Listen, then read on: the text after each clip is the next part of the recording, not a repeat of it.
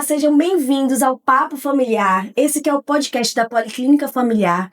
Esse é um espaço reservado para falar sobre saúde, sempre baseado em ciência. E nesse mês de março, que é o mês da mulher, e é o mês de conscientização sobre o câncer de colo de útero, eu trouxe aqui a doutora Luana Sabac, ela que é médica ginecologista, pós-graduanda em ginecologia endócrina, atende em serviço público e particular aqui da região metropolitana.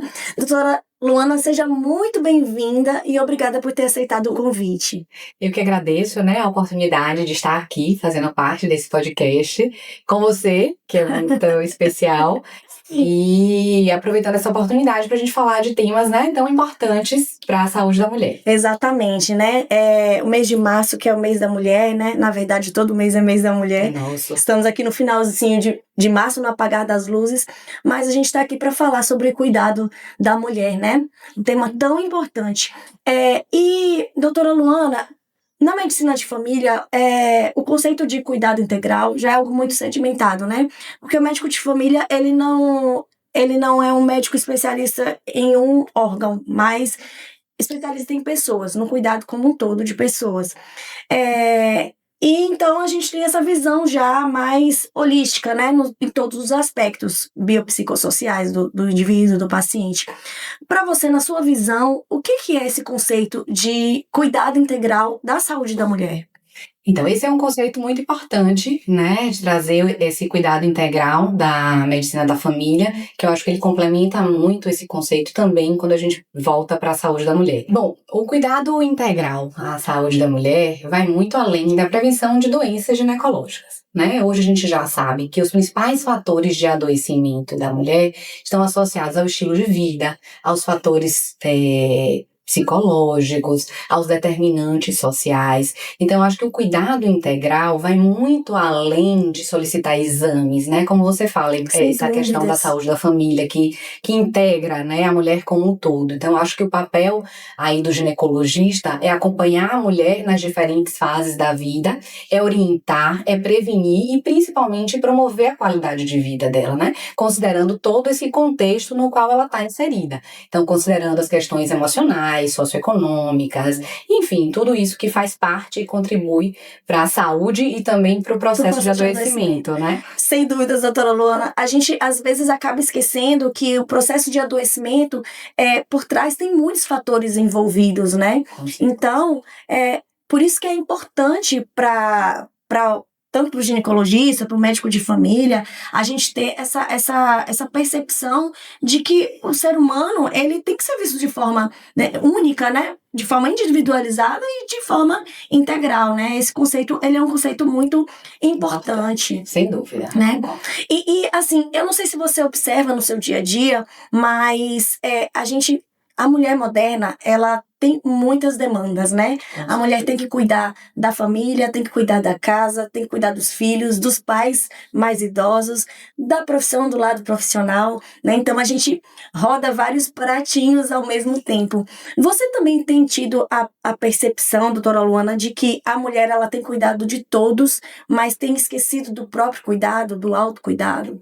Então, isso é muito comum no consultório, mas eu acho que isso tem mudado um pouco. Acredite, pelo menos, eu acho que a mulher continua com essa sobrecarga, sem dúvida. Eu acho que a gente tem que dar conta de muita coisa. Eu me incluo nisso também, A gente, Nossa. Como mulheres, como mães, como profissionais, Exato. Enfim, a gente tem que dar conta disso tudo e ainda tem que se cuidar, isso é importante.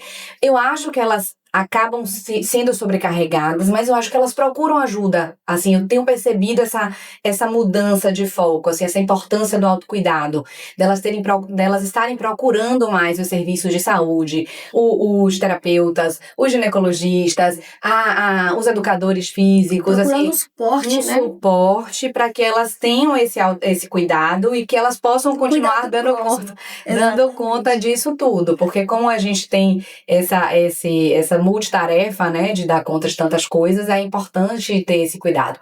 Claro que muitas vezes as mulheres deixam de se cuidar e isso atrasa muitas vezes alguns diagnósticos, alguns rastreios que são importantes, mas eu acho que hoje a informação, elas têm muito acesso à informação, acho que isso que a gente está fazendo aqui também é importante, claro, porque é uma forma de conscientização da importância do autocuidado, e então isso faz com que as pessoas busquem mais, né, um acompanhamento, uns exames de prevenção, busquem o clínico para fazer esse acompanhamento geral também, o ginecologista para orientação, para cuidados específicos.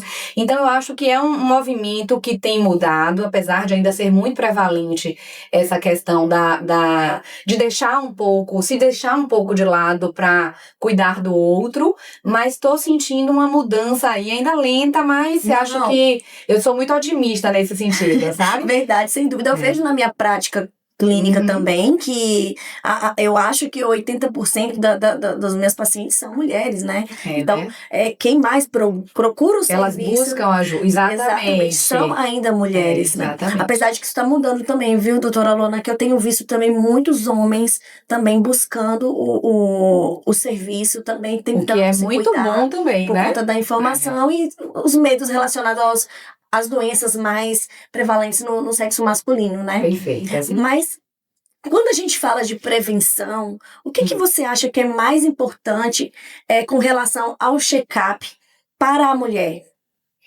Então, esse check-up, ele tem que ser sempre individualizado, né? Claro que a gente fala assim, de forma geral, a avaliação clínica geral, os exames de rotina, os exames laboratoriais, uma avaliação cardiovascular, mas a gente sempre tem que considerar a idade da paciente, a indicação de alguns exames que são indicados a depender dessa idade, da faixa etária, os fatores de risco, né?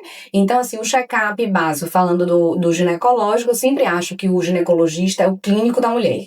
Isso. Então, acho que essa é uma oportunidade para a gente rastrear não apenas as doenças ginecológicas, mas também de aproveitar e fazer uma orientação, né? Trabalhar com prevenção, isso, né? Prevenção, trabalhar com saúde.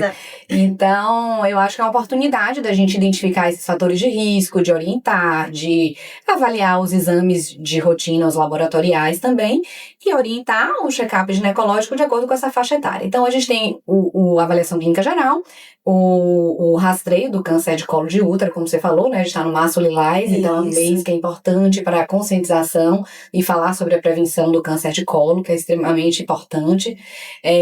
O rastreio do câncer de mama também, a partir dos 40 anos. Mudaram as diretrizes, né? Exato, é uma mudança recente, importante, inclusive agora pelo Ministério da Saúde, né? A partir dos 40 anos. Então, a consulta ginecológica, ela direciona isso, né? Ela faz essa abordagem mais geral e a partir daí da identificação desses fatores de risco e das comorbidades, a gente pode orientar essas pacientes em relação a outras doenças também não ginecológicas. Sem dúvidas. Então, isso é muito individualizado, né? Isso.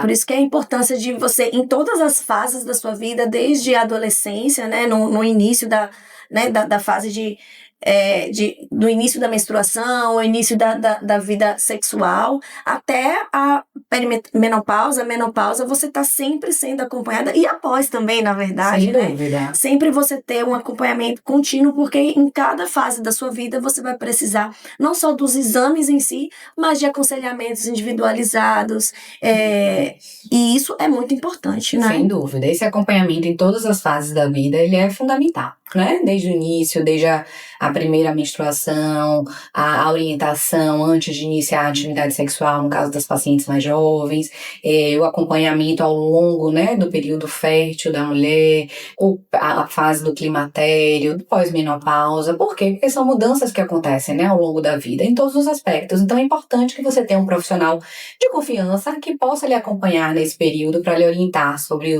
os exames necessários, a gente evitar excessos também, né? Verdade, sim, sem dúvidas.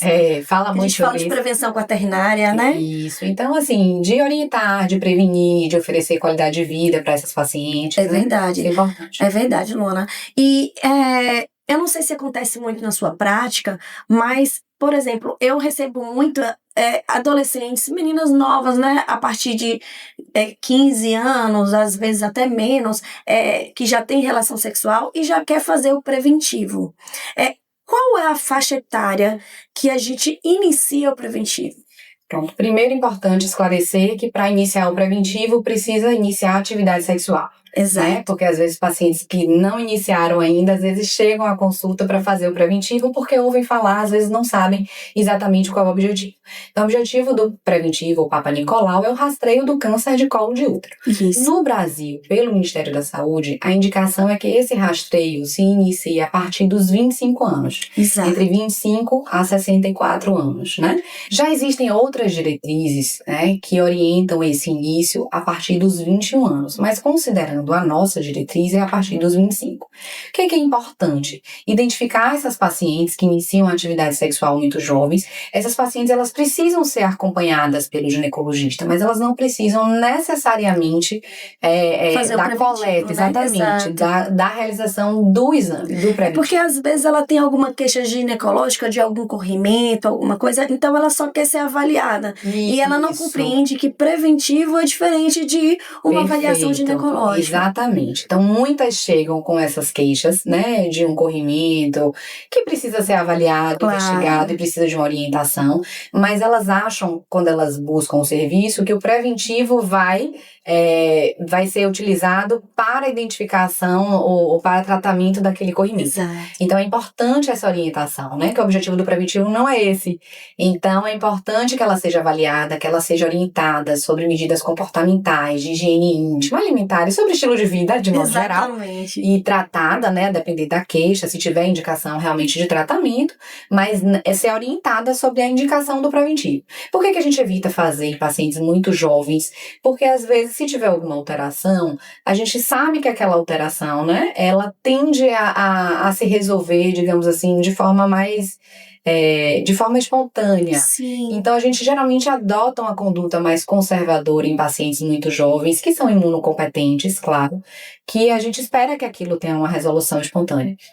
E aí a gente evita intervenções muito precoces, né? Porque isso gera uma ansiedade, gera um desgaste em uma coisa que às vezes se resolve espontaneamente, entendeu? Mais uma vez, a gente evita intervenções que vão, às vezes, até psicologicamente, ser danosa ao paciente. Exatamente. Né? O ideal é orientar, né? Exato. Acompanhar, caso haja alguma alteração, enfim, abaixo dos 25 anos, e a partir daí iniciar o rastreio. Exatamente. Né? E agora nós temos também as vacinas do HPV, né? Que é a medida para o câncer do colo do útero mais precoce que a gente pode fazer. A partir de meninas, a partir do 9 aos 14 anos. Exatamente. Me corrija se eu estiver errada. Não, certíssima, é isso mesmo. É uma medida de prevenção, né? A gente fala, hoje a gente tenta orientar muito, isso é muito importante na unidade básica também, sim, né? Sim. Na medicina de família, orientar essas mulheres e conscientizar os pais da importância da vacinação precoce. Idealmente, Exato. Antes do início da atividade sexual, mas pode ser a partir também do início, não tem problema, desde que elas estejam dentro dessa faixa etária, de 9 a 14 anos. Né? Mas ainda, em alguns casos, hoje isso falando nível SUS, né? Isso. Mas a gente já tem também a vacinação no serviço privado, que é a nonavalente. Então, as pacientes que passaram dessa faixa etária, que não tiveram oportunidade de vacinar pelo SUS, elas têm a oportunidade de vacinar no serviço privado. Isso é interessante. Infelizmente, ainda é uma vacina cara, né? Não é acessível a todos, mas talvez daqui a alguns anos já seja. Sim. Mas é o que a gente tem disponível hoje. E aí, para quem tem interesse, disponibilidade, a mulher pode vacinar até os 45 anos. E só um adendo, lembrando, gente, que não é só a menina que tem que fazer a vacinação. O menino também precisa vacinar. Né? Nós sabemos que os meninos também podem desenvolver, é mais raro acontecer, mas pode desenvolver também o câncer, né? A vacinação é indicada para meninas e meninos nessa faixa etária. É importante que os pais tenham essa consciência dessa importância, pensando na prevenção. Você vai prevenir seus filhos dos principais tipos de HPV, os que estão mais associados ao câncer de colo uterino. É porque, assim, a cobertura vacinal para os meninos está em torno de 15%. É mesmo. É muito baixa. Baixa, né? Exatamente. Baixa. Infelizmente, porque as pessoas acabam pensando que o HPV, ele não vai desenvolver no sexo masculino, então não tem a necessidade dessa vacinação, dessa proteção para o menino. Exatamente, é importante.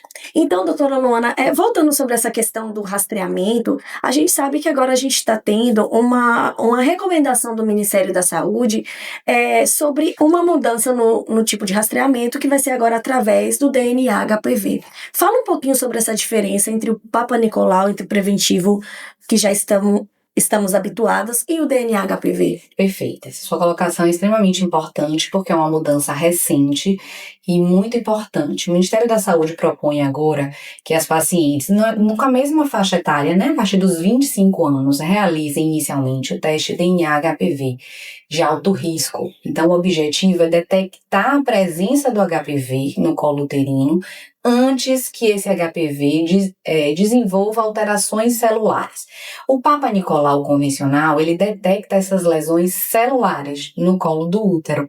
O DNA HPV vai detectar a presença do tipo de HPV, especialmente o 16 e o 18, que são os HPVs de alto risco mais associados ao câncer de colo uterino, e identificando a presença do vírus, aí essa conduta vai ser individualizada, porque a depender do tipo de HPV, a gente vai encaminhar da faixa etária essa paciente para colposcopia, e aí se tiver alguma alteração, essa conduta vai ser de acordo com esse exame, e se for um HPV de alto risco, não 16 ou 18, essa paciente também continua com a investigação e faz uma citologia reflexa e continua com o segmento anual. Se essa paciente fizer o exame e der negativo, ou seja, não tem HPV de alto risco naquele colo, o espaço para que ela seja reavaliada atualmente é sugerido pelo Ministério da Saúde que seja no intervalo de 5 anos. Claro que tudo isso vai ser individualizado de acordo com os fatores de risco, mas essa é a recomendação, né, do Ministério. E agora, isso é outra coisa importante de destacar. O fato desse rastreio ser feito a cada 5 anos não significa dizer que essa paciente não deva ir ao ginecologista anualmente, né? Isso é importante. Porque os outros exames, a mama, enfim, os outros rastreios tem que ser avaliado, continuam. Exatamente. Os exames periódicos, quando bem indicados, eles precisam ser feitos, quando a paciente precisa, né, de uma reavaliação anual, enfim. Então, é muito importante deixar isso claro para elas não acharem que é porque eu não tenho HPV no colo, então eu só preciso ir ao ginecologista com 5 anos. Não é essa a recomendação. Exatamente, não, isso é muito importante mesmo. E também tem algumas pacientes que eu tenho percebido que elas ficam preocupadas porque tem culturalmente esse costume, né, de fazer anual e pensa, não, agora vai ser a cada 5 anos. Então não, é o que você falou, exatamente, 5 anos é o rastreamento para o câncer do colo de útero. Mas teste DNA HPV, né? Exatamente. E uma outra dúvida que é sempre importante, e o Papa Nicolau, ele vai deixar de existir? Não, ele não vai deixar de existir, mas ele vai ter indicações específicas e principalmente vai continuar naqueles locais em que o teste DNA HPV ainda não estiver disponível. Eu acho que é uma tendência que se escolha inicialmente, né, onde puder o DNA HPV, porque você é um teste mais sensível, então você consegue detectar a presença do vírus e acompanhar essa paciente de perto. E outra coisa que é importante esclarecer também, tem um HPV positivo, isso significa ter câncer? Claro que não. Então, você identifica a presença do vírus antes que ele desenvolva uma lesão no colo.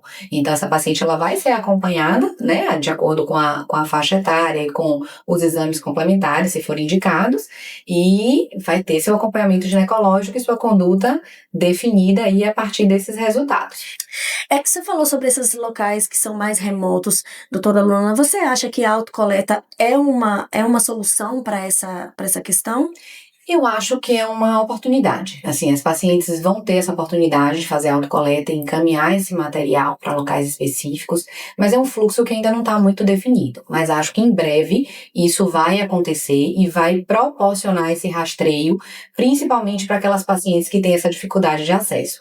Então, eu acho que em breve isso já vai estar mais definido e que é uma grande oportunidade de rastreio para essas mulheres. Sem dúvidas, é tudo muito novo, né? Eu acho que isso tudo vai ser definido ao longo do tempo, de acordo com cada peculiaridade de cada região, né? De cada local. Isso. Uma outra atualização recente que saiu agora uma nota técnica do Ministério da Saúde, autorizando a vacinação, né, a inclusão de mulheres que tiveram uma lesão de alto grau no colo uterino, que são aquelas que são NIC 2 ou 3, aquelas lesões que são precursoras, não são lesões, a gente não diz que é um câncer de colo, mas são lesões que, se a gente não tratar e não cuidar, elas podem evoluir para um câncer de colo uterino. Então, essas mulheres que tiveram essas lesões, ou aquelas diagnosticadas com adenocarcinoma in situ, que fizeram procedimentos, né, que é o LIP do colo uterino, que é quando a gente tira faz essa retirada de lesão, elas também têm direito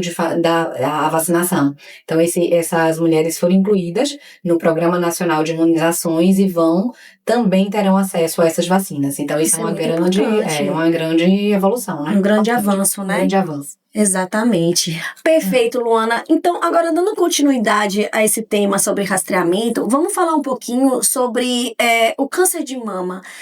Tivemos algumas alterações nas diretrizes, né? Então, fala um pouquinho a respeito dessas mudanças. Pronto, perfeito. É um tema extremamente importante, né? Especialmente para as mulheres a partir dos 40 anos. Essa é a nova recomendação agora. Pelo Ministério da Saúde, esse exame ele pode ser repetido a cada 2 anos, mas é importante também individualizar, né? Reconhecer os fatores de risco, a história familiar, se a paciente tem alguma alteração na mama, e destacar também a importância do exame físico, né? Então, assim, na consulta ginecológica, o exame da mama faz parte da rotina, né? Então, se a paciente identificar alguma alteração ou alguma nodulação na mama, alguma saída, a gente chama de descarga papilar, mas é a saída de alguma secreção, né, de uma das mamas, seja unilateral, tudo isso é algo que merece ser investigado, então, né? E faz parte da rotina ginecológica também, esse exame da mama, né, na consulta. Então, mas se ela perceber qualquer uma dessas alterações, é importante buscar o ginecologista, mesmo que seja antes dos 40 anos, né, a gente tá falando a partir dos 40 anos para a realização da mamografia. Da mamografia. Mas às vezes é necessário iniciar antes, até se tiver algum histórico familiar positivo, e a depender dos achados, né? Se tiver alguma alteração, a gente pode usar também alguns exames complementares, como a ultrassom mamária, que é mais sensível para a identificação de nódulos ou cistos. Enfim, isso tudo vai ser individualizado, mas pela diretriz oficial do Ministério da Saúde, a partir dos 40 anos, para realizar a primeira mamografia. Mas lembrando que o exame da mama, ele deve ser realizado a cada consulta ginecológica. Todas as consultas, né? Perfeito. Quando a gente fala de rastreamento, a gente está falando da população assintomática, né? Sem sintomas. Mas antes dos 40 anos, se a mulher tem algum sintoma, ela vai procurar o ginecologista e vai ter essa mama avaliada a qualquer momento. Perfeito. E a depender do que foi encontrado, a gente faz o acompanhamento também junto com a mastologista, né? Que é a especialista, a médica especialista na mama. Perfeito, Luana. Então, assim, a gente já sabe, né? A gente já conversou bastante sobre saúde da mulher, sobre o cuidado integral. É importante a gente lembrar também que prevenção, né? Que check-up vai muito além do cuidado no preventivo, mamografia, mas a gente tem também que está fazendo o controle de outras comorbidades, né, como a hipertensão, o diabetes, também a saúde óssea através da densitometria, né, que é muito importante. Então, eu acho que é sobre isso, né, fechando de onde começamos, o cuidado integral é isso, é olhar a mulher como um todo, né, ver todos os aspectos e também olhar para além da doença, né? Para todas as suas demandas, né? Eu acho que você também, na sua prática, além de ginecologista, é um pouco psicóloga também, verdade, né? Verdade. Que eu acho que são duas coisas que se complementam, né? Que andam também juntas. É uma das suas formações, inclusive. Isso, eu sou psicóloga, foi minha primeira formação, né? E depois eu fiz medicina e ginecologia e obstetrícia. Então, acho que são duas coisas que se complementam, porque eu acho que a gente tem uma escuta diferenciada. Uma escutativa, né? Isso, perfeito. E esse olhar, né? Eu acho que é um olhar que vai além da doença, então a gente tem que considerar esse contexto social, econômico, psicológico, todos esses determinantes sociais que acabam interferindo, né, no processo de adoecimento e tentar, de todas as formas, oferecer, promover saúde, falar de prevenção e oferecer qualidade de vida para essa mulher, né? Isso que é importante. Sem dúvidas, é isso aí, gente. Obrigada pela participação. Eu, particularmente, né, conheço há muito tempo essa pessoa que é uma profissional exímia, ela é um ser humano maravilhoso, então, assim, se você for cuidado por ela, eu tenho certeza que você vai ser muito bem cuidada. Obrigada, Obrigada, eu que Luana, eu agradeço. agradeço pela sua participação. Eu que agradeço. Beijo.